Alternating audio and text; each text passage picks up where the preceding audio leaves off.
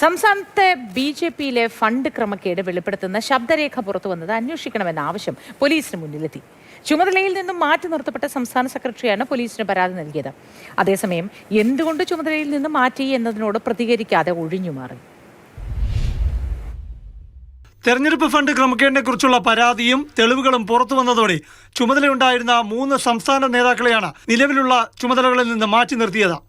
സംസ്ഥാന സെക്രട്ടറി, മേഖലാ സെക്രട്ടറി, സംസ്ഥാന സമിതി അംഗം എന്നിവർക്കെതിരെയായിരുന്നു നടപടി.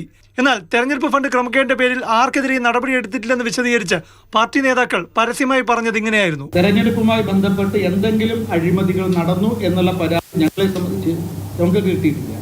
ഞങ്ങൾക്ക് അഭിപ്രായവുമില്ല. ഒരു ക്രമക്കേടുകളും നടന്നിട്ടില്ല എന്നാണ് ഞങ്ങളുടെ വിശ്വാസം. എന്നാൽ ബി.ജെ.പി. ദേശീയ നിർവാഹക സമിതി അംഗം ന്യായീകരിച്ച് നേരത്തോട് നേരമാകും മുൻപേ വാദം പൊളിഞ്ഞു. ഫണ്ട് ക്രമക്കേടിൽ നടപടി നേരിട്ട സംസ്ഥാന സെക്രട്ടറി അഞ്ജന മാധ്യമങ്ങളെ കണ്ടു. പാർട്ടി നടപടിയെടുത്തിരുന്നോ എന്ന ചോദ്യത്തിന് മറുപടി നിഷേധിക്കലായിരുന്നില്ല, ഒഴിഞ്ഞു മാറുന്ന മറുചോദ്യമായിരുന്നു. പാർട്ടി അങ്ങനെ ഔദ്യോഗികമായി നിങ്ങൾക്ക് ആർക്കെങ്കിലും കൃത്യമായി കത്ത് രേഖാമൂലം നമ്മുടെ പാർട്ടിയുടെ പേജിൽ എന്നെ റിമൂവ് ചെയ്തു എന്ന് പറഞ്ഞിട്ടില്ല. ഈ നിമിഷം വരെയും പറഞ്ഞിട്ടില്ല. നടപടി വന്നിട്ടില്ല.